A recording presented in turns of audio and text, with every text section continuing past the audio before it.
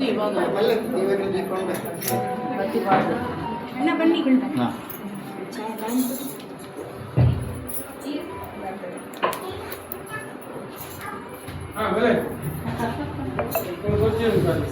ಹರಿ ಓಂ.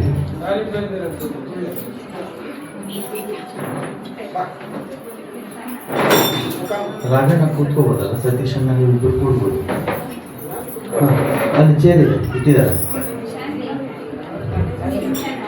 ಅಣ್ಣ ವಾಸುದೇವಣ್ಣ ನೀನು ಮೂಡ್ಬಾರ್ದು, ಕೊಡು ರಾಘಣ್ಣ ಕೂಡ್ಬಾರ್ದು.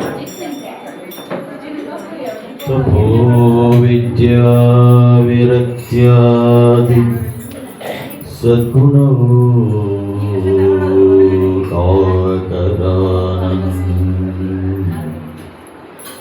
ವಾದಿರಾಜಗುರೂನ್ ವಂದೇ ಹಯಗ್ರೀವ ದಯಾಶ್ರಯ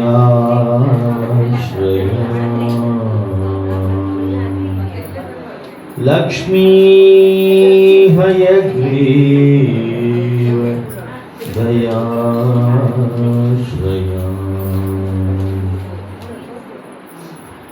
ಆತ್ಮೀಯ ಗಮಕ ಬಂಧುಗಳೇ, ಇದೊಂದು ಸುದಿನ. ನಾವೆಲ್ಲ ಗಮಕದ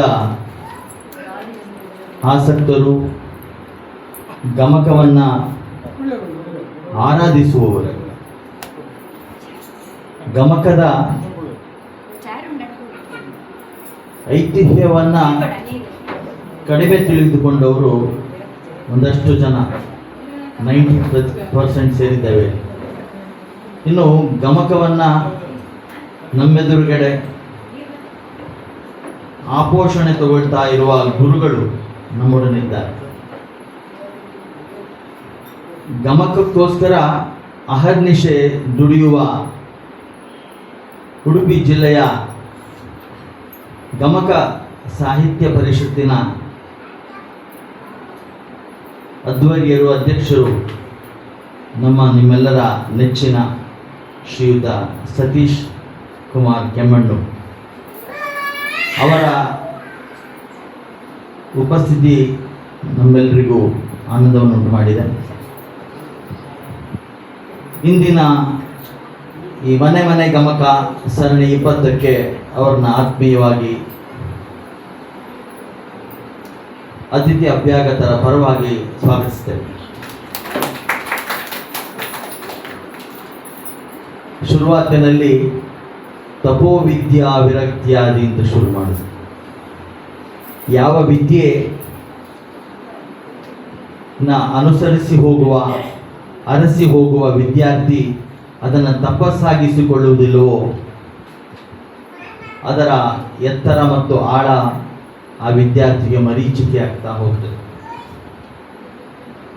ಹಾಗಾಗಿ ನಾವು ಕಳೆದ 3-4 ವರ್ಷದಿಂದ ಕಣ್ಣಾರೆ ನೋಡುತ್ತಿರುವ ದೂರದ ಬಂಟ್ವಾಳದ ಗಮಕ ಗುರು, ಸಂಗೀತ ಮತ್ತು ಗಮಕವನ್ನು ಕರತಲಾಮಲಕ ಮಾಡಿಕೊಂಡಿರುವ ನಮ್ಮೆಲ್ಲರ ನೆಚ್ಚಿನ ಗುರು ಗಮಕಿ ಶ್ರೀಮತಿ ಮಂಜುಳಾ ಸುಬ್ರಹ್ಮಣ್ಯ ಭಟ್ ಮಂಚಿ ಅವರನ್ನು ನಾವು ನೋಡ್ತಾ ಇದ್ದಾಗ ಈ ತಪೋ ವಿದ್ಯಾ ವಿರಕ್ತ್ಯಾದಿ ಅಂದರೆ ಗಮಕವನ್ನು ಪ್ರಸ್ತುತಪಡಿಸ್ತಾ ಇರ್ಬೇಕಾದ್ರೆ ಅವರು ನೋಡಿ ಅವರ ಮುಖಭಾವ, ನಾನು ಹೇಳೋದು ನಿಮಗೆ ಎಷ್ಟು ವೇದ್ಯವಾಗ್ತದೆ ಗೊತ್ತಿಲ್ಲ. ನಾನಂತ ಅವ್ರು ಹೇಳ್ಕೊಡ್ಬೇಕಾದ್ರೆ ಮತ್ತೆ ಪ್ರಸ್ತುತಿ ಮಾಡಬೇಕಾದ್ರೆ ಒಂದು ರೀತಿಯ ವಿರಕ್ತಿಯನ್ನು ನೋಡಿದ್ದೇನೆ ಅವರಲ್ಲಿ. ಹಾಗೆ ಶ್ರೀಕೃಷ್ಣ ಪರಮಾತ್ಮ ಈ ಸೃಷ್ಟಿ ನಮ್ಮಿಂದ ಆಗಿದ್ದು ಅಂದ, ಆದರೆ ಈ ಸೃಷ್ಟಿಯಿಂದ ನನಗೇನು ಆಗಬೇಕಿಲ್ಲ ಅಂತ ಕೈ ಬಿಟ್ಟಿಲ್ಲ, ಸೃಷ್ಟಿಯನ್ನ ಪಾಲನೆ ಮಾಡ್ತಾ ಇದ್ದಾರೆ. ಅದಕ್ಕೋಸ್ಕರ ಸೃಷ್ಟಿಗೊಬ್ಬ, ಲಯಕ್ಕೊಬ್ಬ ಅಂತ ನೇಮಿಸಿ ತಾನು ಅದರ ಮೇಲ್ವಿಚಾರಕನಾಗಿ ನಿಂತುಕೊಳ್ತಾನೆ. ಹಾಗೆ ನಮ್ಮ ನೆಚ್ಚಿನ ಗುರು ಮಂಜುಳಾ ಅಕ್ಕ ಹಾಡ್ತಾ ಇದ್ದರೆ ಅದರಲ್ಲೊಂದು ವಿರಕ್ತಿ ಭಾವ ನಾನು ನೋಡಿದ್ದೇನೆ. ನಾನು ತಪ್ಪಾಗಿದ್ದರೆ ಹೇಳೋದು ಕ್ಷಮಿಸಬೇಕು. ಪಾಂಡಿತ್ಯವನ್ನ ಕರತಲಾಮಲಕ ಮಾಡಿಕೊಂಡಿದ್ದಲ್ಲದೆ ಈ ಒಂದು ತಪಸ್ಸನ್ನು ನಾನು ನೋಡ್ತಾ ಇದ್ದೀನಿ ಇತ್ತೀಚೆಗೆ ಅವರಲ್ಲಿ.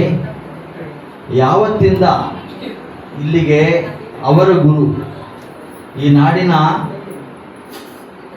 ಗಮಕ ಕಲೆಯ ಹೆಮ್ಮೆ, ಮುಂದೊಂದು ದಿನ ಅಭಿರಾಮಧಾಮ ಸಂಕೀರ್ತನ ಮಂದಿರದಲ್ಲಿ ಅವ್ರನ್ನ ಕರೆಸಿ ನಾವು ಏಕಮೇವಾದ್ವಿತೀಯ ಎಂಬ ಒಂದು ಪ್ರಶಸ್ತಿಯನ್ನು ಕೊಡುವ ಉತ್ಸುಕತೆಯಲ್ಲಿದ್ದೇವೆ.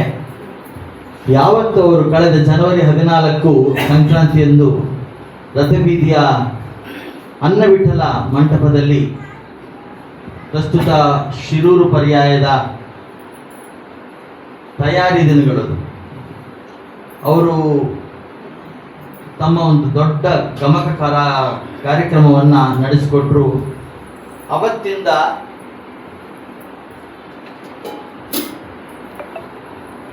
ಮಂಜುಳಾಕ್ಕ ಅವರ ಉತ್ಸಾಹ ಇಮ್ಮಡಿಯಾಗಿದೆ ಅಂತ ಹೇಳಿದ್ರೆ ತಪ್ಪಾಗಲಾರದು. ಮತ್ತೆ ಕೆಲವೇ ತಿಂಗಳುಗಳಲ್ಲಿ ಅವ್ರನ್ನ ಬಂಟ್ವಾಳ ಕರೆಸಿ, ಆನಂತರ ಮಂಗಳೂರಿನಲ್ಲಿ, ಹೀಗೆ ತಮ್ಮ ಗುರುಗಳನ್ನ ಮೆರೆಸುವ ಒಂದು ಕೆಲಸವನ್ನು ಮಾಡಿದ್ದಾರೆ. ಈ ಶಬ್ದಗಳನ್ನ ಆಯ್ದು ಹೇಳ್ತಾ ಇದ್ದೇನೆ. ಯಾವ ವಿದ್ಯಾರ್ಥಿಗೆ ತನ್ನ ಗುರುವನ್ನು ಮೆರೆಸುವ ಆ ಪ್ಯಾಷನ್, ಹುಚ್ಚು ಬರೋದಿಲ್ವೋ, ಅಲ್ಲಿ ಕಲೆ ಮತ್ತು ವಿದ್ಯೆ ಅಷ್ಟಕ್ಕಷ್ಟೇ ಆಗಿ ಉಳಿತದೆ. ಹಾಗೆ ನಾವು ದ ಮೊಮೆಂಟ್ ವಿ ಎಂಜಾಯ್ನ್ ಎನಿ ಟ್ಯೂಟಿಲೇಜ್ ಒಂದು ಬಾಂಧವ್ಯ ಬೆಳೆಸ್ಕೋಬೇಕಾಗಿದೆ. ಹೆಚ್ಚಿನ ಅಂಶ ಇವತ್ತಿನ ಸಂಗೀತ ಮತ್ತು ನೃತ್ಯ, ಯೋಗ, ಈ ದೈವಿಕ ಕಲೆಗಳ ವಿದ್ಯಾರ್ಥಿಗಳದ್ದು ಕಾಣಿಸ್ತಾ ಇಲ್ಲ. ಅದಕ್ಕೆ ಹೇಳ್ತಾ ಇದ್ದೇನೆ, ಗುರುವನ್ನ ಬಂಧುವಾಗಿಸ್ಕೊಳ್ಬೇಕು. ಪೋಷಕರೇನು ಮಾಡ್ತಾರೆ, ಮಕ್ಕಳನ್ನ ಕರ್ಕೊಂಬರ್ತಾರೆ, ಬಿಡ್ತಾರೆ ಅಲ್ಲಿಗೆ ಗಮಕ ಕಲಿಯೋದಕ್ಕೋ ಸಂಗೀತ ನೃತ್ಯ ಇನ್ಯಾವುದು ಕಲಿಯೋದಕ್ಕೆ. ಆಮೇಲೆ ತಮ್ಮ ಮೂಗನ್ನು ತೂರಿಸ್ತಾ ಹೋಗ್ತಾರೆ ಪೋಷಕರು. ತಮಗೆ ಬೇಕಾದಾಗ ಮಾತ್ರ ಕರ್ಕೊಂಬರೋದು, ಆಯ್ತಾ. ಗುರುವನ್ನ ಬರೀ ಆ ವಿದ್ಯೆಗೆ ಮಾತ್ರ ಸೀಮಿತವಾಗಿ ಮಾಡ್ಕೊಳ್ಳೋದು. ಒಮ್ಮೆ ಗುರು ಸಿಕ್ಕದ ಜೀವನದಲ್ಲಿ ಅಂತಂದ್ರೆ ಎಲ್ಲವನ್ನ ಅರ್ಪಿಸ್ಬೇಕು. ತನ್ನ ಮನಗಳನ್ನ ಅರ್ಪಿಸಿ ಕಲಿಯೋದು ಶುರು ಮಾಡ್ಕೋಬೇಕು. ಇಲ್ಲ ಅಂತಂದ್ರೆ ಬರೀ ಈ ಒಂದು ಫ್ಯಾಕಲ್ಟಿ ಡಿಸಿಪ್ಲಿನ್ ಮಾತ್ರ ಗುರು ಅಲ್ಲ. ಡಾಕ್ಟರ್ ರಾಘವೇಂದ್ರ ರಾವ್ ಅವರು ಒಬ್ರು ಉಪನ್ಯಾಸಕರು. ಹಾಗೆ ಶಾಲೆಯಲ್ಲಿ ಗುರುವನ್ನ ಬರೀ ಟೀಚರ್ ಆಗಿ ಮಾತ್ರ ನೋಡಿದ್ರಾಗಲ್ಲ. ಹಿಂದೆ ಗುರುಕುಲ ಪದ್ಧತಿಯಲ್ಲಿ ಎಲ್ಲವನ್ನ ಗುರುಗಳಿಗೆ ಅರುಹುವ ಒಂದು ಪದ್ಧತಿ ಇತ್ತು. ಅವರಿಂದ ಆ ವಿದ್ಯಾರ್ಥಿಯ ಬದುಕಿಗೆ ಮಾರ್ಗದರ್ಶನ ಪಡೆಯುವಂಥದ್ದು. ಇವಾಗ ಆ ಥರ ಇಲ್ಲ.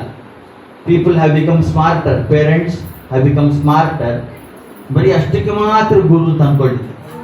ಇದನ್ನು ಉಳಿದಂತೆ ನಾವು ನೋಡ್ತಾ ಇದ್ದೇವೆ, ಗಮಕ ಕಲೆಯ ಆ ಹುಚ್ಚು ಇಲ್ಲಿ ಕೆದರ್ಕೊಳ್ತಾ ಇದೆ, ಗರಿಗೆದರ್ತಾ ಇದೆ.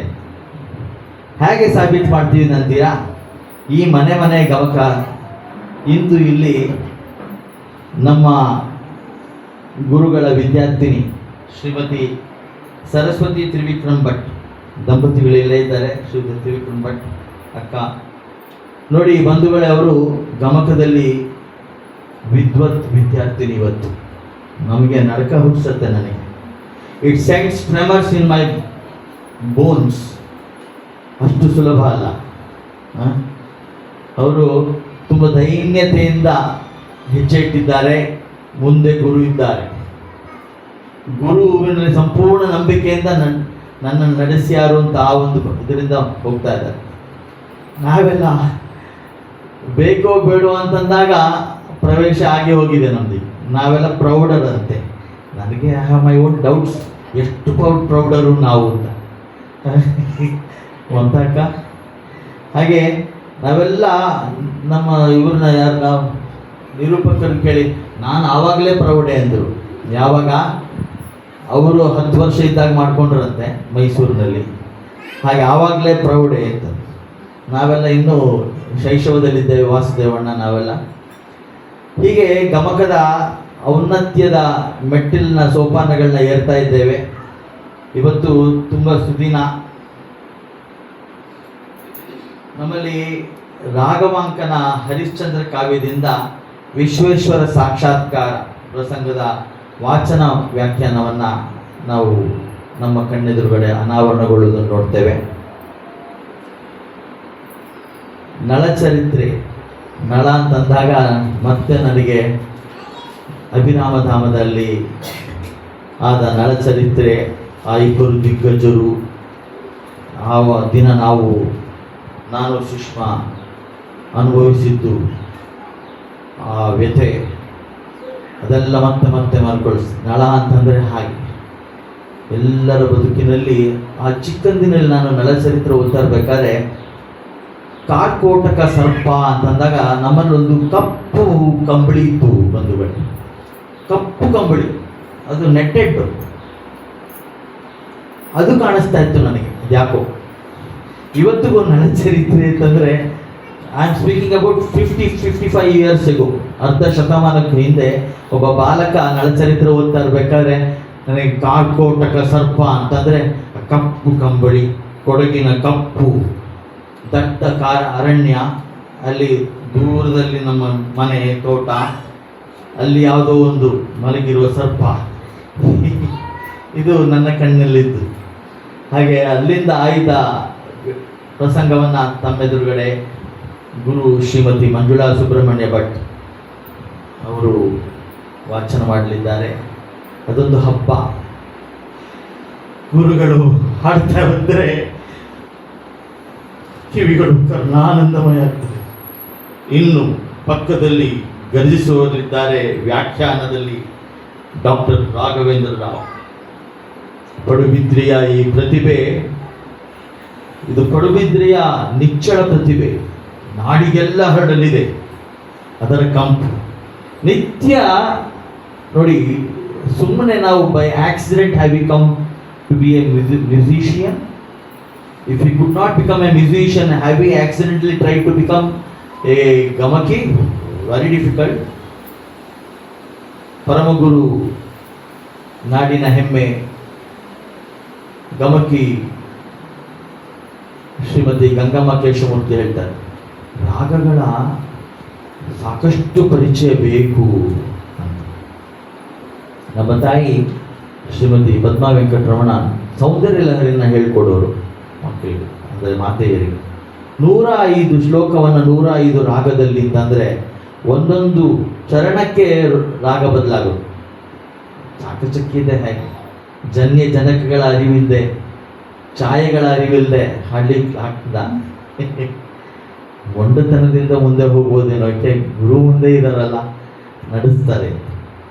ಹಾಗೆ ಈ ದಿವ್ಯವಾದ ಕಲಾ ಪ್ರಾಕಾರಕ್ಕೆ ನಾವೆಲ್ಲ ಎಡತಾಕಿದ್ದೇವೆ, ಗೊತ್ತಿದ್ದೋ ಗೊತ್ತಿಲ್ಲವೋ. ನಮ್ಮೆದುರುಗಡೆ ಒಬ್ಬ ಜ್ವಲಂತ ಮಾರ್ಗದರ್ಶನ ಕಣ್ಣಾರೆ ನೋಡ್ತಾ ಇದ್ದೇವೆ. ಹಾಗಾಗಿ ನಾವೆಲ್ಲ ಈ ಮನೆ ಗಮಕ ಸರಣಿ 20 ಅಂತಂದಾಗ ನಿನ್ನೆ ಮೊನ್ನೆದಲ್ಲ ಅಂತ ನೋಡ್ಕೋಬೇಕು ನಾವು. ಒಂದು ಧೈರ್ಯ, ಇನ್ಫೋಸಿಸ್ ಏನು ನೋಡ್ತಾ ಇದ್ದೇವೆ ಪ್ರಪಂಚದಾದ್ಯಂತ, $multi-billion company started in a garage. ಒಂದು ಕಾರ್ ಶೆಡ್ಡಲ್ಲಿ 3 ಜನ, ಅವಾಗಿನ್ನು ಸುಧಾ ನಾರಾಯಣಮೂರ್ತಿ ಅವರು ಎಂಟರ್ ಆಗಿರಲಿಲ್ಲ, ಗೃಹಿಣಿಯಾಗಿ ಇದ್ರು, ಇನ್ನೂ ಮಕ್ಕಳನ್ನ ಹೆತ್ತ ಸಂಸಾರವನ್ನು ಸರಿಗೂಡಿಸ್ತಾ ಇದ್ರು. 3 ಜನ ಫ್ರೆಂಡ್ಸ್ ಸೇರಿ ಮಾಡಿದ್ದು ಒಂದು ಶೆಡ್ಡಲ್ಲಿ. ಹಾಗಾಗಿ ಅಕ್ಕ ಗುರುಗಳು ಹೇಳಿದಾಗ, ಇಲ್ಲ ಇಲ್ಲಿ ಬೇರೆ ಎಲ್ಲಾದರೂ ಸಭಾಂಗಣ, ಅದು ಇದು ಮನೆಯಲ್ಲಿ ಆಗುವಂಥದ್ದು. ಈ 36 ಜನ ಏನು ಸೇರಿದ್ದೇವೆ ನಾವಿಲ್ಲಿ, ಅವರ ಸಮಕ್ಷಮದಲ್ಲಿ ಆಗಬೇಕಾಗಿದ್ದು ಮನೆ ದೇವರ ಎದುರುಗಡೆ. ಇಲ್ಲಿಂದ ಮನೆಗೆ ಈ ದೀಪ ಗಮಕದ ಹಣತೆ ಹಚ್ಚಬೇಕು ಅಂತ ಅವರ ಸಂಕಲ್ಪ. ಇದೆಲ್ಲ ಸಾಧ್ಯ ಆಗ್ತಾ ಇದೆ. ನಾವೆಲ್ಲ ಇದಕ್ಕೆ ಹಿಂಬಾಗಿ ನಿಂತ್ಕೊಳ್ತೇವೆ. 20-200 ಆಗಬೇಕು. ಉಡುಪಿಯಲ್ಲಿ ಗಮಕ ಮನೆ ಮಾತಾಗಬೇಕು. ಈ ಸಂಕಲ್ಪದಿಂದ ನಾವೆಲ್ಲ ಮುಂದೆ ಹೋಗ್ಬೇಕು. ಸರಸ್ವತಿ ತ್ರಿವಿಕ್ರಮ್ ಭಟ್ ಅವರ ಮನೆಯಿಂದ ಮತ್ತೆ ನಾವು ಸುಮಾ ಭಟ್ಟ ಅಣ್ಣ ಬಾಬಾಜಿ ಬಂದಿದ್ದಾರೆ, ಅಲ್ಲಿಗೆ ಹೋಗ್ಬೇಕು. ಅವ್ರು ಇಲ್ಲಿಗೆ ಜೋಡಿಸ್ಬಿಟ್ರು ಅಂತ ಮತ್ತೆ ನಾವಿವೆಲ್ಲ ಅಲ್ಲಿಗೆ ಜೋಡಿಸ್ಕೊಳ್ತೇವೆ, ಬೈಕೊಳ್ಳಿ ಒಳಗಡೆ. ಆಯ್ತಾ? ಇವನಿಗೇನು ತಲೆ ಕೆಟ್ಟವನು, ಏನೇನೋ ಹೇಳಿಬಿಡ್ತಾನೆ, ನಾವಾಗ ತಾನೇ ಗೊತ್ತು. ಆಮೇಲೆ ನಾವು ನಿಂತ್ಕೊಂಡು ಮಾಡ್ಕೊಡ್ತೇವೆ, ನಾವು ಓಡಾಡ್ತೇವೆ, ಚಿಂತೆ ಮಾಡಬೇಡಿ. ಆಗಬೇಕು. ಅಲ್ಲೆಲ್ಲ ಸವಲತ್ತಿದೆ, ಅಲ್ಲಿ ಸೌಕರ್ಯ ಇದೆ. ಇದು ಹೀಗೆ ಆಗಬೇಕು ಆಯ್ತಾ. ಅಲ್ಲಲ್ಲೇ ಕಂಜೆಸ್ಟ್ ಆಗಿ ಇಟ್ಕೊಂಡು ಮಾಡಿದಾಗ ಗಮಕ ಅರಳುತ್ತದೆ. ಸರಸ್ವತಿ ಜ್ಞಾನವೇ ಸಂಪತ್ತಿಲ್ಲಿ.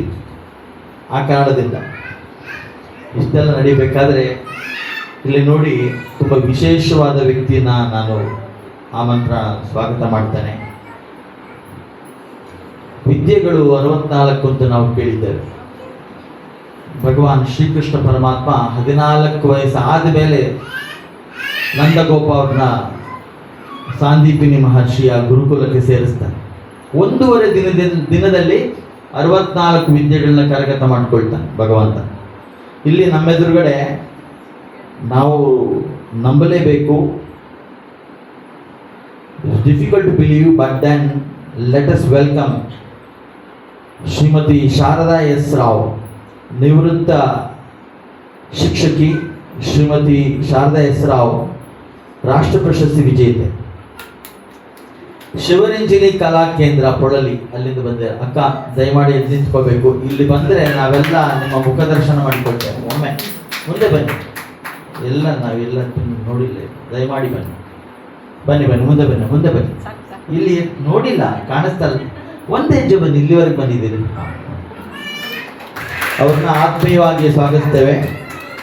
ಮುಂದೆ ತಿಳ್ಕೊಳ್ಳೋಣ. 34 ಕಲಾ ಪ್ರಾಕಾರಗಳ ತರಬೇತಿಯನ್ನ ಶ್ರೀಮತಿ ಶಾರದಾ ಎಸ್ ರಾವ್ ಅವರು ತಮ್ಮ ಮನೆಯನ್ನ ಶಿವರಂಜನಿ ಕಲಾ ಕೇಂದ್ರವಾಗಿಸಿ ಒದಗಿಸಿದ್ದಾರೆ. ಇದು ಅಭೂತಪೂರ್ವ, ನಾನಂತೂ ನೋಡಿಲ್ಲ ಈ ಕಾಲಘಟ್ಟದಲ್ಲಿ. ಹಾಗಾಗಿ ಇಂಥ ಮಹಿಮಾನ್ವಿತರು ಈ ಇವತ್ತಿನ ಗಮಕ ಕಾರ್ಯಕ್ರಮಕ್ಕೆ ಸಾಕ್ಷಿ ಪ್ರಜ್ಞೆ ಆಗಿರೋದು ನಮ್ಮ ನಿಮ್ಮೆಲ್ಲರ ಭಾಗ್ಯ ಅಂತ ಅಂದ್ಕೊಂಡು ಮುಂದಿನ ವೇದಿಕೆಯನ್ನು ಗಮಕಿಗಳಿಗೆ ಬಿಡುವ. ಯಾರಿಗೆ ಕೊಡಿ, ನಾನು ಅವ್ರನ್ನ ಆಗಲೇ ಹೇಳಿದೆ. ಹೌದು, ಈಗ ರಾಗ ನನ್ನ ಹೆಸರಿಲ್ಲದೆ ಗರ್ಜಿಸು ಅಂತ ಏನು ಹೇಳಿದ್ದು ನಾನು.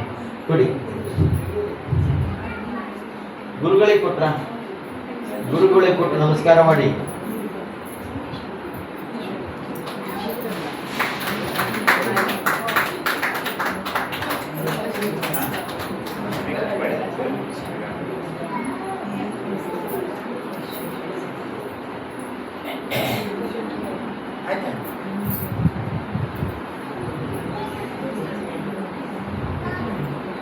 ಗಮಕಿಗಳನ್ನ ಮತ್ತು ವ್ಯಾಖ್ಯಾನಕಾರನ ವಾಚಕರನ್ನ ವೇದಿಕೆಗೆ ಸ್ವಾಗತಿಸ್ತೇನೆ.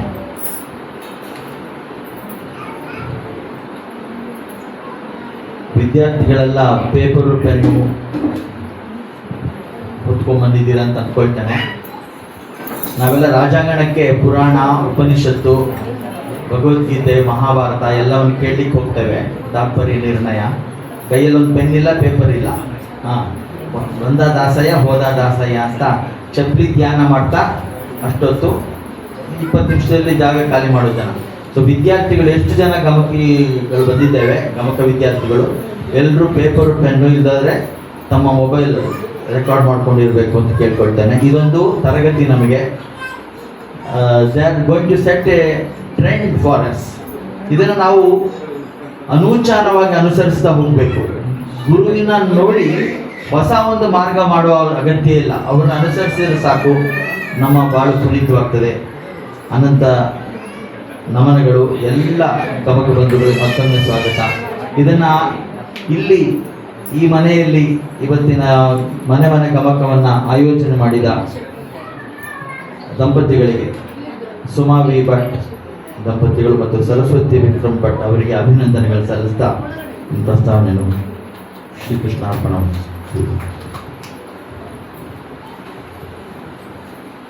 ಸವಿವರವಾಗಿ ಸ್ವಾಗತ ಹಾಗೂ ಪ್ರಾಸ್ತಾವಿಕ ನುಡಿಗಳನ್ನು ಆಡಿದಂಥ ಶ್ರೀಯುತ ಡಾಕ್ಟರ್ ಸುದರ್ಶನ್ ಪರ್ಲತಾಯಿ ಅವರಿಗೆ ವಂದನೆಗಳನ್ನು ಸಲ್ಲಿಸುತ್ತೇವೆ. ಗಮಕ ಕಾವ್ಯವಾಚನ ಎಂದ ಕೂಡಲೇ ಮನಸ್ಸಿಗೆ ಬರುವ ಹೆಸರೇ ಕುಮಾರವ್ಯಾಸ. ಕವಿ ಕುಮಾರವ್ಯಾಸರು ಕನ್ನಡದ ಅತ್ಯುನ್ನತ ಕವಿ ಮತ್ತು ಕನ್ನಡ ಸಾಹಿತ್ಯದ ದಿಗ್ಗಜ. ಕುಮಾರವ್ಯಾಸ ಎಂಬ ಕಾವ್ಯನಾಮದಿಂದ ಪ್ರಸಿದ್ಧರಾದ ನಾರಾಯಣಪ್ಪ ಪ್ರಸಕ್ತ 15ನೇ ಶತಮಾನದ ಆರಂಭದ ಕಾಲದ ಕನ್ನಡ ಭಾಷೆಯ ಅತ್ಯಂತ ಪ್ರಭಾವಿ ಮತ್ತು ಅಭಿಜಾತ ಕವಿಯಾಗಿದ್ದರು. ಇಂತಹ ಮೇರು ಕವಿ, ಕನ್ನಡದ ಕವಿಯಾದ ಕುಮಾರವ್ಯಾಸರ ಬಗ್ಗೆ ಇರುವ ಒಂದು ಗಮಕ ಗೀತೆ ಮುಂದಿನ ಕಾರ್ಯಕ್ರಮ. ಈ ಗಮಕ ಗೀತೆಯನ್ನು ರಚನೆ ಮಾಡಿದವರು ಕರ್ನಾಟಕ ರಾಜ್ಯ ಗಮಕ ಕಲಾ ಪರಿಷತ್ತಿನ ಸಂಸ್ಥಾಪಕರಾದ ಎನ್ ರಾಘವೇಂದ್ರ ರಾಯರು. ಇವರನ್ನು ಇಂದು ಇಲ್ಲಿ ನೆನೆಯುತ್ತಾ ಗಮಕ ಗೀತೆಯನ್ನು ನಿಮ್ಮ ಮುಂದೆ ಪ್ರಸ್ತುತಪಡಿಸಲಿದ್ದಾರೆ ನಮ್ಮ ಗಮಕ ವಿದ್ಯಾರ್ಥಿಗಳು. ಇದು ರಾಗ ಕಲ್ಯಾಣಿಯಲ್ಲಿದೆ. ಗಮಕ ವಿದ್ಯಾರ್ಥಿಗಳನ್ನು ವೇದಿಕೆಗೆ ಆಹ್ವಾನಿಸುತ್ತಿದ್ದೇನೆ. ತೆಕ್ಕೊಡಿ ಮೈಕು ಸುಷ್ಮಾ ಕೈಯಲ್ಲಿ ಇಟ್ಕೊಂಬಿಡಿ ಅಕ್ಕ.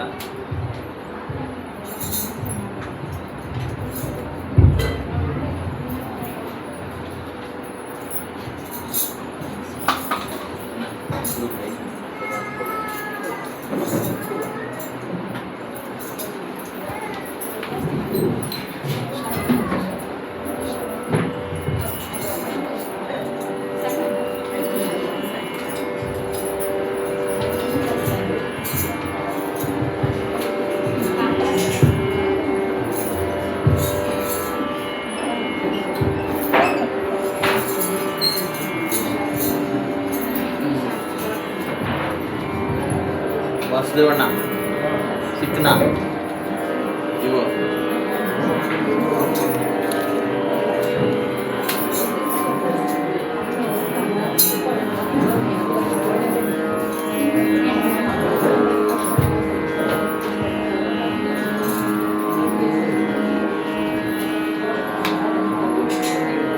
ಬೇಕು, ಚೆನ್ನಾಗಿದೆ.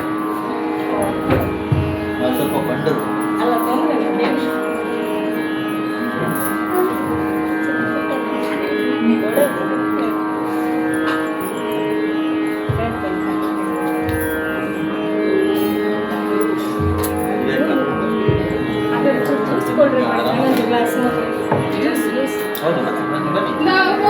ಸಮೂಹ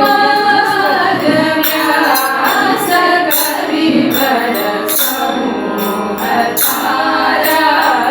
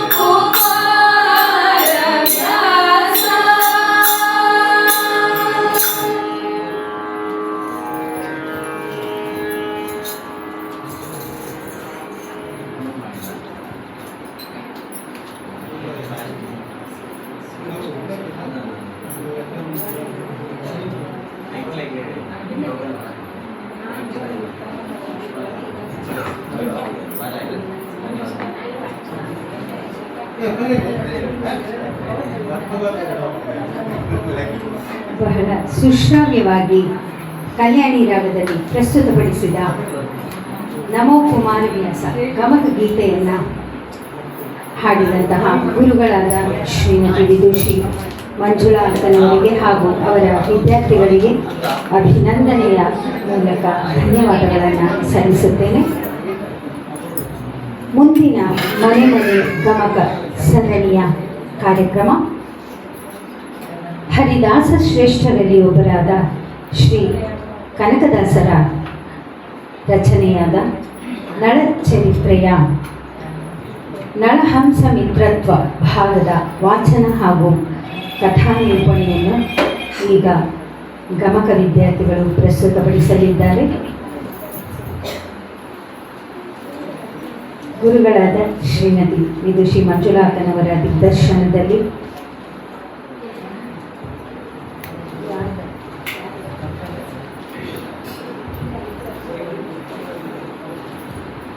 ಗಮಕ ವಿದ್ಯಾರ್ಥಿಗಳು ಈಗ ಪ್ರಸ್ತುತಪಡಿಸಲಿದ್ದಾರೆ.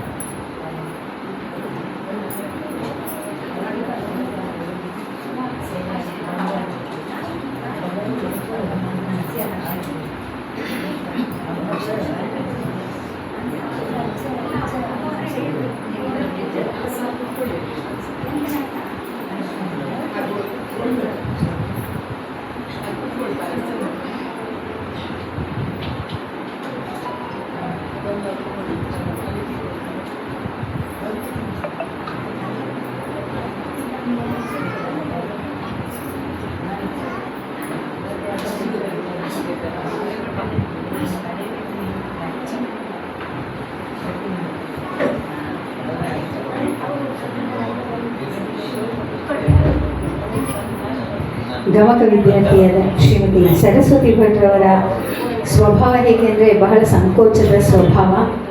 ಇವತ್ತು ಅವರು ವೇದಿಕೆಯಲ್ಲಿ ಗಮಕ ಕಾವ್ಯ ವಾಚನದ ಪದ್ಯಗಳನ್ನು ಹಾಡ್ತಾ ಇದ್ದಾರೆ ಅಂದರೆ ಬಹಳ ಒಂದು ಸಂತೋಷಕರವಾದ ಸಂಗತಿ. ಹಾಗೂ ಗುರುಗಳಾದ ಮಂಜುಳಾ ಅಕ್ಕನವರ ತರಬೇತಿ ಹೇಗೆ ಇರ್ಬೋದು, ಸಂಕೋಚ ಸ್ವಭಾವದ ವಿದ್ಯಾರ್ಥಿಗಳು ವೇದಿಕೆಯ ಮೇಲೆ ಬರುವ ಹಾಗಿದ್ದರೆ ಅವರ ಆಶೀರ್ವಾದ ನಮ್ಮೆಲ್ಲರ ಮೇಲಿದೆ ಎಂದು ತಿಳಿಯುತ್ತಾ ಮುಂದಿನ ಕಾರ್ಯಕ್ರಮ ಶ್ರೀ ಕವಿ ಕನಕದಾಸರು ರಚಿಸಿದ ನಳಚರಿತ್ರೆಯ ನಳಹಂಸ ಮಿತ್ರತ್ವ ಭಾಗದ ವಾಚನ ಹಾಗೂ ಕಥಾ ನಿರೂಪಣೆ ವಿದ್ಯಾರ್ಥಿಗಳಿಂದ.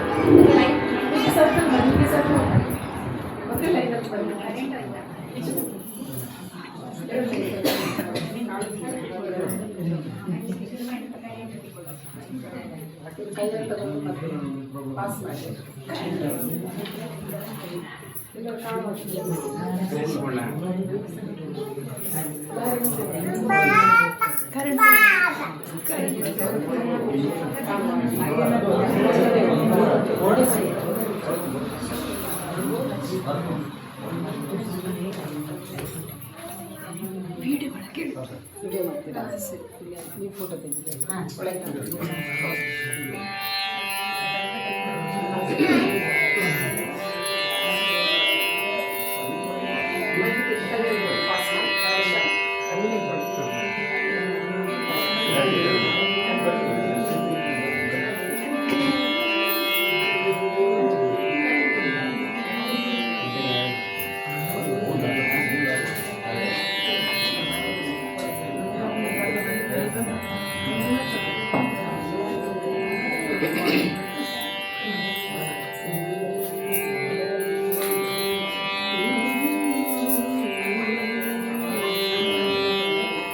ಶ್ರೀರಮಣ ಸರಸಿಜ ಕಟಾಕ್ಷ ಮುರಾರಿ ಸಚರಾಚರ ಭರಿತ ದುರಿತಾರಿ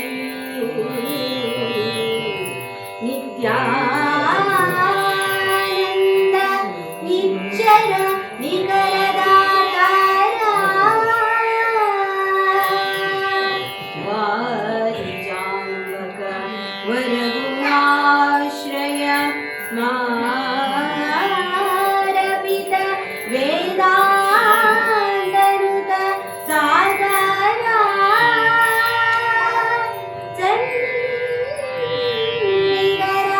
ಚಂದ್ರಿಗರಾಯ ಪಾಲಿಸು ಜಗಕ್ಕೆ ಮಂಗಳವ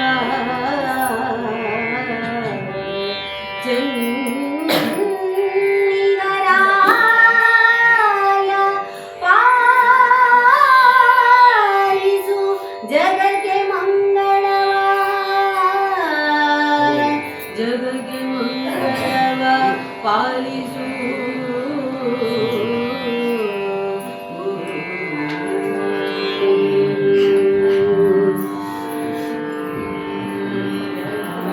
ಪುರಗರಿ ಪುಕೇತನ ವಿಭೀಷಣ ವರದ ಹರಿ ಸದ್ಭಕ್ತ ಪೋಷಣ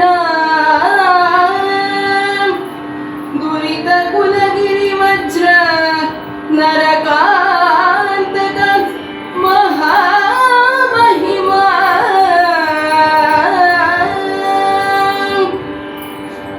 ಪರಮ ಪುರುಷ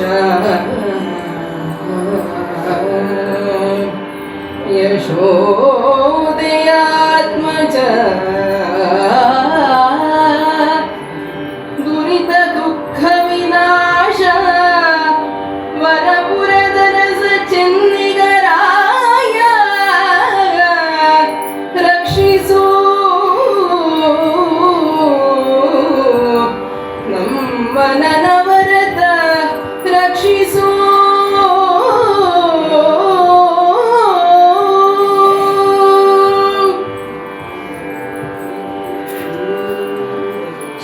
ಶರಧಿಶಯನ ಮುಕುಂದ ಕಂಸಾಸುರಮಥನ ಶರಧಿಶಯನ ಮುಕುಂದ ಕಂಸಾಸುರಮಥನ ಸುರಮೌನಿ ವಂದಿತ ಗಿರಿಧರಾಚ್ಯುತ ವೇಣುನಾದ ವಿನೋದ ವೇಣುನಾದ ವಿನೋದ ವರಧೂರ ಗಿರಿಧರಾಚ್ಯುತ ವೇಣುನಾದ ವಿನೋದ ವರಧೂರ ಸರಸಿಜೋದ್ಭವನುತ ದಯಾ ಸಾಗರ ಮುರಾಂತಕ ದೇವ ವರಪುರದ ರಸ ಚೆನ್ನಿಗರಾಯ ವರಪುರದ ರಸ ಚೆನ್ನಿಗರಾಯ ಪಾಲಿಸು ಸಕಲ ಸಜ್ಜನರ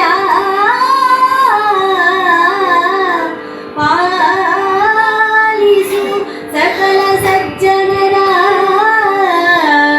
ಪಾಲಿಸು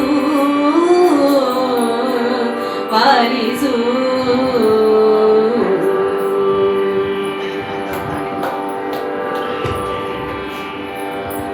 ನಾರಿ ನಳಿನದಳಾಕ್ಷಿ ವರಜಂಭಾರಿನುತೆ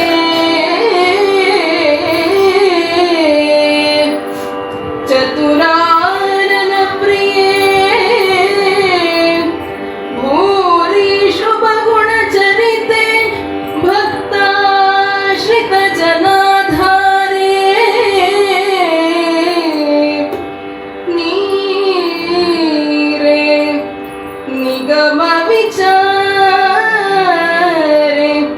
ಘನ ಶೃಂಗಾರೇ ಭಕ್ತರಿಗೊರವ ಕೊಡುವ ಉಧಾರೇ ಶಾರದೆ ನಲಿದೊಲಿದು ನೆಲೆಸನ್ನ ಜಿಹ್ವೆಯಲಿ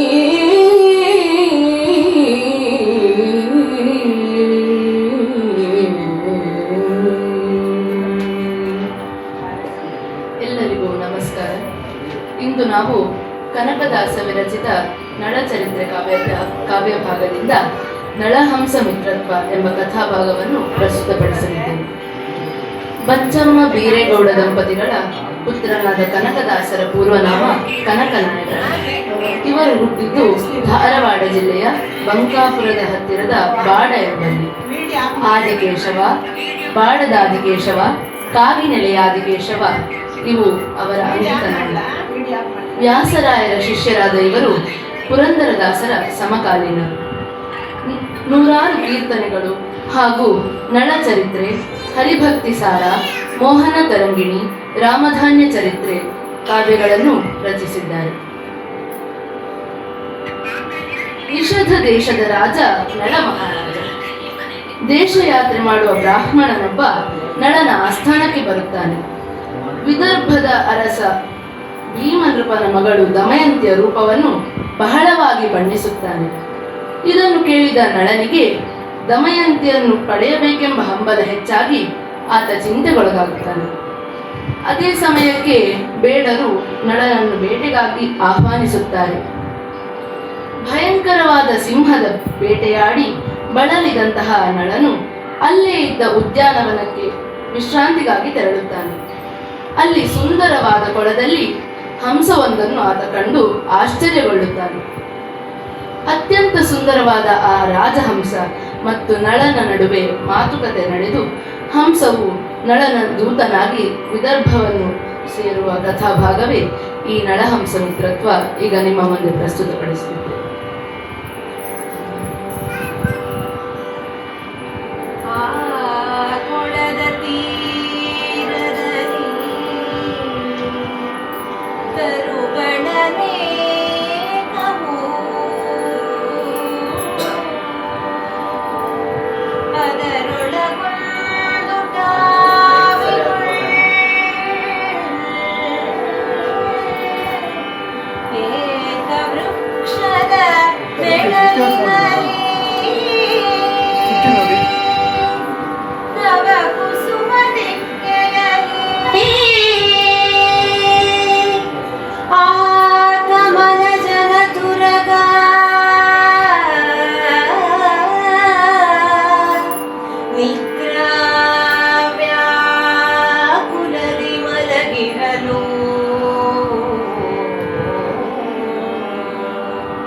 ಕಂಡ ಶುಭಾಕರೋನ್ನತ ಶುಭ್ರತೇಜದ ರಾಜಹಂಸವನು ಕಂಡನು.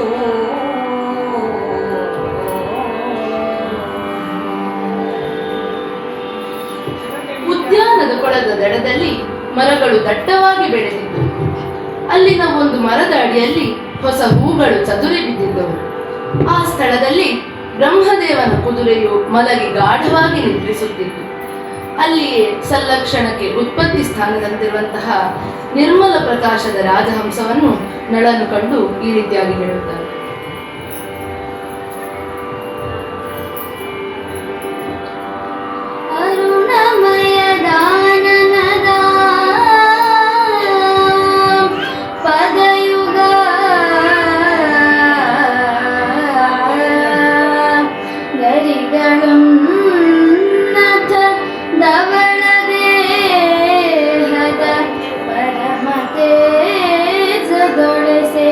ಹಂಸೆಯ ಕಂಡು ಬೆರಗಾಗಿ ಹರ ಹರ ಹರ ಹರ ಇದರಾಯ ತವ ಉರಹರನು ತಾನೇ ಬಲ್ಲೆನು ಏನು ತಕ್ಕರದಿ ಮೆಲ್ಲನೆ ಕರವನಿ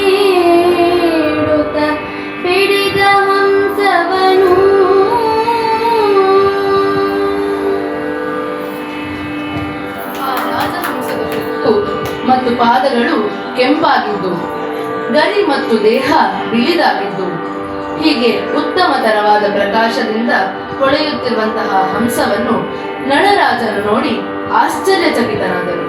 ಶಿವ ಶಿವ, ಇದರ ಸೌಂದರ್ಯವನ್ನು ಪರಮಾತ್ಮನೇ ಬಲ್ಲನು ಎನ್ನುತ್ತಾ ಪ್ರೀತಿಯಿಂದ ಮೆಲ್ಲನೆ ಕೈಯನ್ನು ಚಾಚಿ ಹಂಸವನ್ನು ಬಿಡಿದಾಗ ಆ ಹಂಸ ಒದರಿ ಕುಣಿಯಲು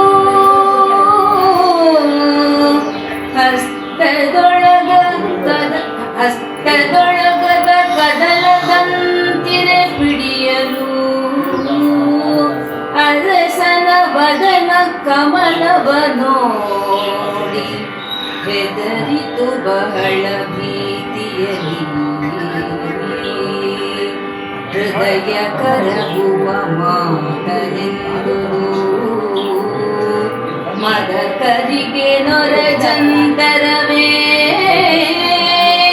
ಕೈ ಸದರದವರನು ಕೊಲ್ಲುವುದೇ ನರಿದು ಎಂದುದ ಪಕ್ಷಿ.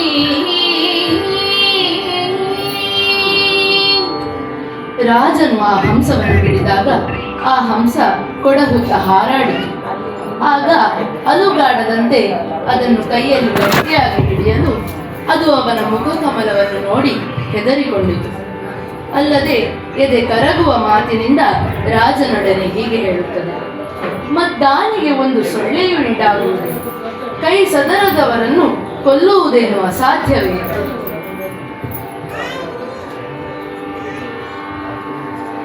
ಕರಿಗಳನ್ನು ಮುರಿದಿಡುವ ಸಿಂಹಕ್ಕೆ ನರಿಗಳಿದಿರೆ ತಾನು ನಿನಗಂತರವೇ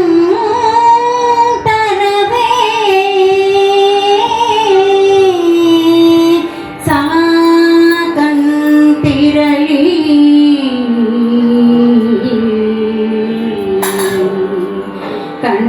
ಕಂಡವರೆಲ್ಲ ಕಡುನಗರೇ ಹರಿಭಯಂಕರ ಶತ್ರುಗಳ ಸಂಹರಿಸುವುದು ನೃಪನೀತಿ. ನಿನಗಿದು ತರವೇ ಬಿಡು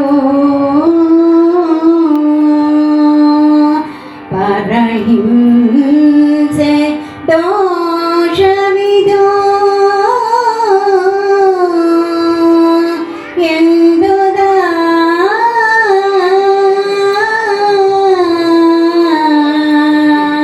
ಪಕ್ಷಿ.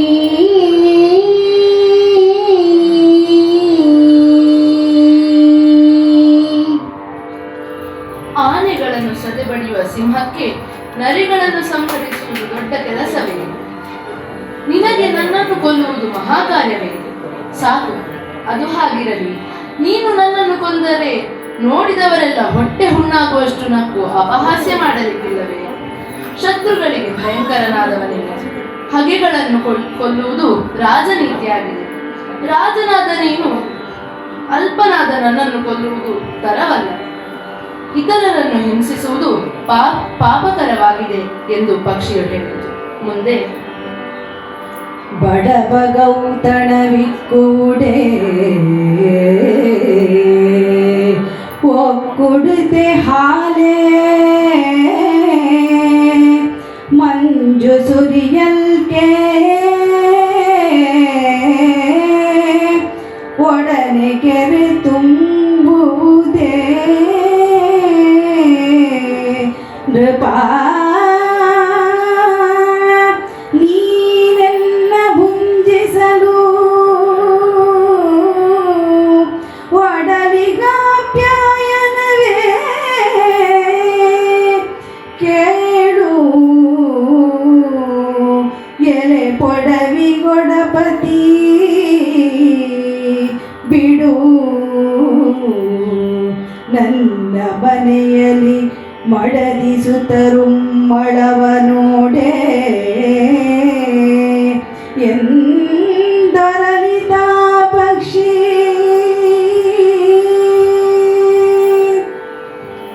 ಹಂಸವು ಮುಂದುವರಿ ಬಡವನಿಗೆ ಔತಣವಿಕ್ಕುವಾಗ ಒಂದು ಕೊಡದೆ ಹಾಲು ಸಾಕಾಗುತ್ತದೆ. ಮಂಜು ಬಿದ್ದರೆ ಕೆರೆ ತುಂಬಿಕೊಳ್ಳುತ್ತದೆ. ಮಹಾರಾಜ, ನೀನು ನನ್ನನ್ನು ತಿಂದರೆ ನಿನ್ನ ಹೊಟ್ಟೆಗೆ ತೃಪ್ತಿಯಾಗುತ್ತದೆ. ನನ್ನನ್ನು ಬಿಟ್ಟು ಬಿಡು. ನಾನಿಲ್ಲದೆ ಹೋದರೆ ನನ್ನ ಮನೆಯಲ್ಲಿ ಹೆಂಡತಿ ಮಕ್ಕಳ ಕಳವಳ ಹೇಳದಿರದು ಎಂದು ದುಃಖಿಸುತ್ತಾ ಈ ರೀತಿಯಾಗಿ ಹೇಳಿದ. ಮರಣ ಕುತ್ತವನೇರಿದರ ಸಂಗರದಿ ದೈನ್ಯಂಬಡುವರ ಆಯುಧ ಮುರಿದವರಿಗೈಯುವರ ನೀರುಳು ಕುಳಿತವರನು ತರುಣಿಯರ ಮರೆಗೊಂಡವರನು ನಿಬ್ಬೆರದಿ ಮುರಿದೋಡುವರ ನಿದ್ರಾ ಬರದೊಳಿತರ ಕೊಲುವುದು ಚಿತವೇ ಎಂದುದಾ ಪಕ್ಷಿ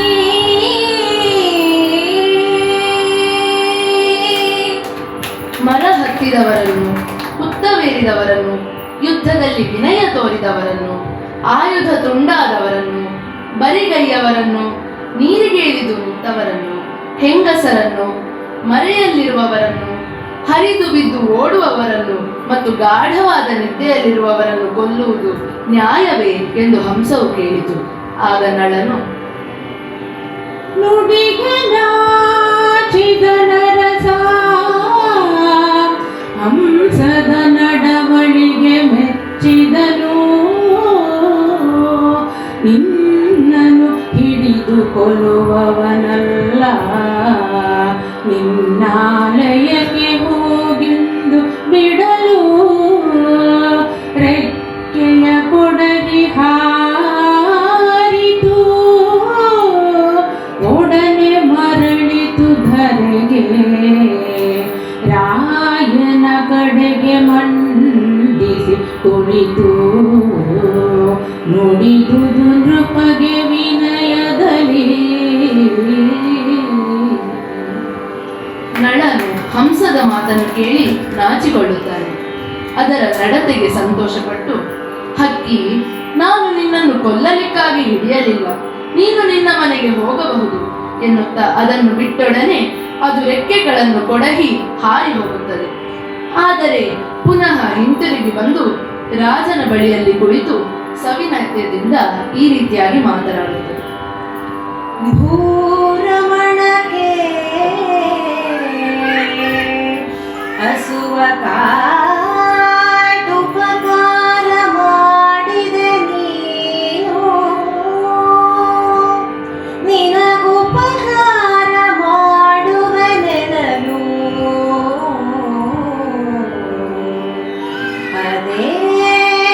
ಅದೇನೆಂದರಸ ಬೆಸಗೊಂಡ ಸಾರ ಹೃದಯನೇ ಚಿತ್ತವಿಸು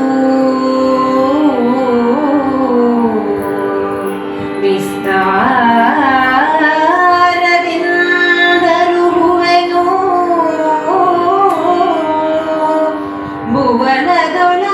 ಭುವನದೊಳಾರಿಗುಂಟಿ ಪರಮ ಸುಕೃತವನು ಎಂದುದಾ ಪಕ್ಷಿ.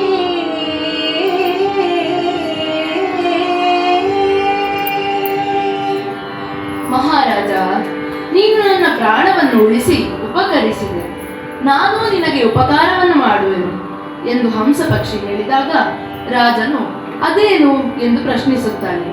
ಅದಕ್ಕೆ ಹಂಸವು, ಸಾರವನ್ನು ತಿಳಿಯಬಲ್ಲವನೇ, ನಾನು ವಿಸ್ತಾರವಾಗಿ ಹೇಳುವ ಮಾತನ್ನು ಗಮನ ಕೊಟ್ಟು ಕೇಳು. ನೋಡು, ಜಗತ್ತಿನಲ್ಲಿ ನಿನ್ನ ಹೊರತು ಇಂತಹ ಪರಮ ಪುಣ್ಯ ಯಾರಿಗೆ ತಾನೇ ಇದೆ ಎಂದು ಹೇಳುತ್ತಾ ಮುಂದೆ, ಅವಳು ನಿನಗೊಲಿವಂತೆ ಮಾಡುವೆ, ಶಿವನ ಕೃಪೆ ದಿನ ನನಗುಂಟು, ನಮ್ಮಲಿ ಸವಡೆ ನುಡಿಂದರಸ ನೀನೆನಲು ಅವನಿಪತಿ ನಸು ನಗುತ್ತಾ ಹಂಸೆಯ ಸವಿನುಡಿಗೆ ಮನಸೋತು ವಿರಹದ ತವಕದಲ್ಲಿ ಹೇವರಿಸಿ ನುಡಿದನು ನೃಪದಿ ಖಗಪತಿಗೆ ನುಡಿದನು.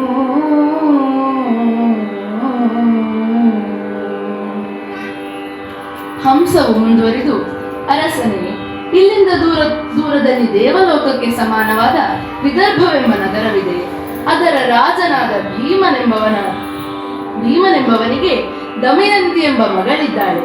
ಆಕೆ ತುಂಬಾ ಪುಣ್ಯವಂತೆ, ಮೇಲಾಗಿ ಮಹಾಸುಂದರಿ, ಚತುರೆ, ಆನೆಯ ನಡಿಗೆಯಂತೆ ನಡೆಯುಳ್ಳವಳು ಎಂದು ಆಕೆಯನ್ನು ಬಗೆ ಬಗೆಯಾಗಿ ವರ್ಣಿಸುತ್ತಾ, ಅವಳು ನಿನ್ನನ್ನು ಮೆಚ್ಚುವಂತೆ ನಾನು ಮಾಡುತ್ತೇನೆ. ಪರಮಾತ್ಮನ ದಯೆ ನಿನಗಿದೆ. ನನಗೆ 2 ಮಾತು ತಿಳಿಯದು. ರಾಜನೇ, ನನ್ನ ಮಾತಿನಲ್ಲಿ ವಿಶ್ವಾಸವಿಡು ಎಂದು ಹಂಸ ಪಕ್ಷಿ ಹೇಳಿದಾಗ ನಳರಾಜನು ನಸು ನಗುತ್ತಾನೆ. ಆ ಹಂಸದ ಇಂಪಾದ ಮಾತಿಗೆ ಮಾರು ಹೋಗುತ್ತಾನೆ. ಅಲ್ಲದೆ ಆತುರದಿಂದ ಸುಮ್ಮನಿರಲಾಗದೆ ಆ ಪಕ್ಷಿಯೊಡನೆ ನಾಚುತ್ತಾ ಹೀಗೆ ಹೇಳುತ್ತಾನೆ. ಅರಸ ಕೇಳು, ಅತಿ ದೂರದಲ್ಲಿ ಸುರಪುರವ ಪೋಲ್ವ ವಿದರ್ಭ ಪಟ್ಟಣದರಸು ಭೀಮನೃಪಾಲನು. ಆತನ ತನುಜೆ ದಮಯಂತಿ ಪರಮ ಪುಣ್ಯಾಂಗನೇ ಮಹಾಸುಂದರಿ ನಿಪುಣೆ ಗಜಗಮನೆ ನಯ ಗುಣ ಭರಿತೆ ಸೊಬಗಿನ ಸೋನೆ ತಾನಿಗಳಲ್ಲಿ ವನಜಾಕ್ಷಿ.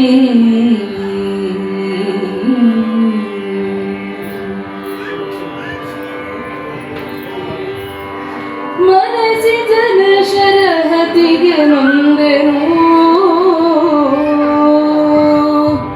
ತನುವ ಸೈರಿಸಲಾರೆನು,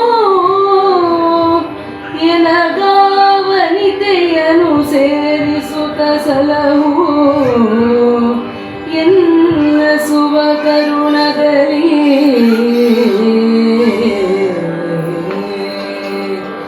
ಎನಗೆ ನೀನೇ ಪರಮ ಬಾಂಧವ, ಮನಗೆ ಹರುಷವ ಮಾಡು, ನೀನೀ ಬನಗೆ ಬಹ ಪರ್ಯಂತ ತಾನಿಲ್ಲಿಹೆನು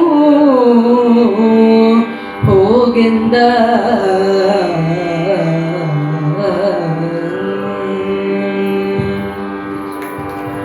ಪಕ್ಷಿಯೇ, ಮನ್ಮಥನ ಬಾಣದ ಹೊಡೆತಕ್ಕೆ ನಾನು ನೊಂದು ಹೋದೆ. ಈ ಶರೀರ ವೇದನೆಯನ್ನು ಸಹಿಸಲಾಗುವುದಿಲ್ಲ. ದಯವಿಟ್ಟು ಆ ಹೆಣ್ಣನ್ನು ನನ್ನ ಹೆಂಡತಿಯನ್ನಾಗಿ ಮಾಡಿ ನನ್ನ ಪ್ರಾಣವನ್ನು ಉಳಿಸು. ನೀನೇ ನನ್ನ ಪರಮ ಬಂಧು. ನನ್ನ ಮನಸ್ಸು ಸಂತಸಗೊಳ್ಳುವಂತೆ ಮಾಡು. ನೀನು ಅವಳಲ್ಲಿಗೆ ಹೋಗಿ ಬರುವಲ್ಲಿವರೆಗೆ ನಾನು ಇಲ್ಲಿಯೇ ಇರುವೆನು ಎಂದು ಹೇಳುತ್ತಾನೆ. ಪೊಗಳಲವೇ ಸತಿಯ ಚೆಲುವಿನ ಬಗೆಯ ಭಾವಿಸಿ ನೋಡಲತಿ ಸೋಜಿಗವು ನೆರೆದ ಮಯಂತಿ ಯೌವನ ರೂಪರೇಗೆಯಲಿ ನಗೆ ಮೊಗದ ಪೊಂಬಗರ ಮಿಂಚಿನ ಬೊಗಸೆ ಗಂಗಳ ಸೆಳೆನಡುವ ಸೆಳ್ಳುಗರ ಬೆಡಗಿನ ಕಾಂತೆ ರಂಜಿಸುತ್ತಿರ್ಪಳ ಪುರದಿ.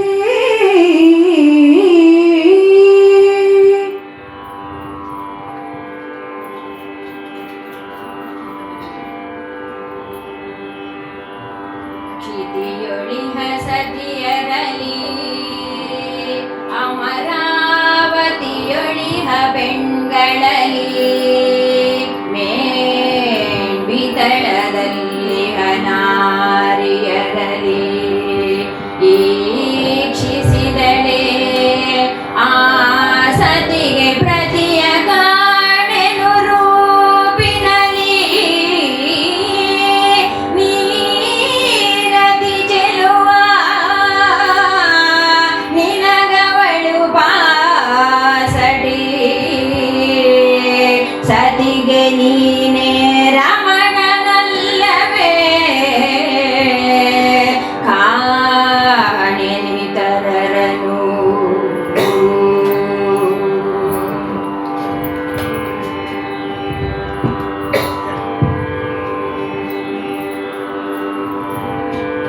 ಕೇಳು ಧರ್ಮಜ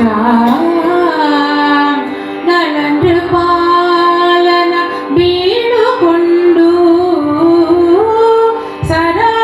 ಸರಾಗದಿಂದ ವನಾಲಯವ ಹೊರವಂಟು ತೆರಳಿತು ವಾಯು ವೇಗದಲ್ಲಿ ಆಲತಾಂಗಿಯ ಪತಿಯ ಕೀರ್ತಿ ವಿಶಾಲವಾದಂದದಲ್ಲಿ ರಾಜಮರಾಳ ಗಗನಕ್ಕೆ ಹಾಯ್ದು ಕಂಡು ಇಳಿತಂದುದ ಪುರಕ್ಕೆ